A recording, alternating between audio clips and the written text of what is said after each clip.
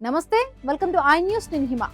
అంతర్జాతీయ రాజకీయాల్లో అత్యంత ఉత్కంఠ రేపుతున్న ఒక కీలక పరిణామం ఇప్పుడు తెరపైకి వచ్చింది. చైనా అధ్యక్షుడు షీ జిన్పింగ్ జూన్ 8, 9 తేదీల్లో ఉత్తర కొరియాలో 2 రోజుల పాటు అధికారికంగా పర్యటించబోతున్నారు. గత 7 ఏళ్ల కాలంలో జిన్పింగ్ ఉత్తర కొరియాకు వెళ్లడం ఇదే మొదటిసారి కావడం గమనార్హం. ఒకప్పుడు చైనాపైనే పూర్తిగా ఆధారపడిన ఉత్తర కొరియా అధినేత కిమ్ జోంగ్ ఉన్ ఇటీవల రష్యాతో మిలిటరీ బంధాన్ని విపరీతంగా పెంచేసుకున్నారు. ఈ నేపథ్యంలో తన పట్టును మళ్లీ నిరూపించుకోవడానికి జిన్పింగ్ వేస్తున్న సరికొత్త వ్యూహాత్మక అడుగుల పూర్తి వివరాలు స్పెషల్ స్టోరీలో చూద్దాం. అగ్రరాజ్యం అమెరికాకు వ్యతిరేకంగా నడుస్తున్న అంతర్జాతీయ కూటమిలో ఇప్పుడు ఒక సరికొత్త భౌగోళిక రాజకీయ ఘర్షణ స్పష్టంగా కనిపిస్తుంది. ఉక్రెయిన్ యుద్ధం తర్వాత రష్యా, ఉత్తర కొరియా దేశాల మధ్య సైనిక సంబంధాలు మునుపెన్నడూ లేనంతగా బలపడ్డాయి. ఉత్తర కొరియా నియంత కిమ్ జోంగ్ ఉన్ రష్యాకు పెద్ద ఎత్తున ఆయుధాలను, సైనికులను సరఫరా చేస్తూ దానికి బదులుగా మాస్కో నుండి ముడిచమురు, ఆహార పదార్థాలు, అత్యాధునిక మిలిటరీ సాంకేతికతను పొందుతున్నారు. దీనివల్ల చైనాపై ఉత్తర కొరియాకు ఉన్న సుదీర్ఘ కాలపు ఆధారపడడం క్రమంగా తగ్గిపోతుంది. ఈ మార్పు డ్రాగన్ కంట్రీ చైనాకు అస్సలు నచ్చడం లేదు. ఉత్తర కొరియాపై తనకున్న సాంప్రదాయ పట్టు, ప్రభావాన్ని కోల్పోతున్నామేమోనని బీజింగ్ వర్గాలు తీవ్ర ఆందోళన చెందుతున్నాయి.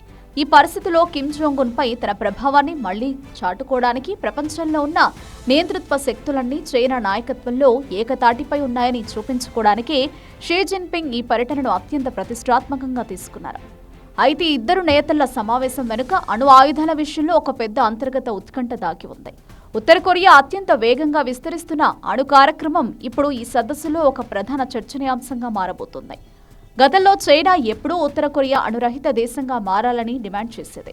కానీ ఇటీవల చైనా విడుదల చేసిన అధికారిక ప్రకటనలో ఈ అణురహిత అనే పదాన్ని పూర్తిగా తొలగించడం గమనార్హం. మరోవైపు కిమ్ జోంగ్ ఉన్ మాత్రం పాశ్చాత్య దేశాల నుండి తనను తాను కాపాడుకోవడానికి ఈ అణు ఆయుధాలే శ్రీరామ రక్ష అని భావిస్తున్నారు. అందుకే తన దేశంలో అణు ఆయుధాల ఉత్పత్తిని రికార్డు స్థాయిలో పెంచుతామని ఆయన బహిరంగంగానే ప్రకటిస్తున్నారు. ఈ పరిణామాల మధ్య అమెరికా ప్రెసిడెంట్ డొనాల్డ్ ట్రంప్ కూడా ఉత్తర కొరియాతో మళ్లీ చర్చలు జరపడానికి ఆసక్తి చూపిస్తుండడం, కిమ్ జోంగ్ ఉన్ తన దేశానికి లభించిన ఈ సరికొత్త వ్యూహాత్మక స్వతంత్రతను గట్టిగా వాడుకోవాలని చూడటం గ్లోబల్ పాలిటిక్స్ ను మారుస్తోంది. పైకి చైనా, ఉత్తర కొరియాలు ఒకరికొకరు అత్యంత సన్నిహిత మిత్రులని లోకానికి చూపిస్తున్నప్పటికీ అంతర్గతంగా మాత్రం చైనా ఆశించే సరిహద్దు స్థిరత్వానికి, ఉత్తర కొరియా కోరుకునే అపరిమిత అణు విస్తరణకు మధ్య చాలా పెద్ద విభేదాలుంటాయి. ఈ రెండు భిన్నమైన ఆలోచనల మధ్య చైనా అధ్యక్షుడు షీ జిన్పింగ్ చేయబోయే ఈ 2 రోజుల పర్యటన అంతర్జాతీయ రక్షణ సమీకరణాలను ఎలా మారుస్తుందో వేచి చూడాలి.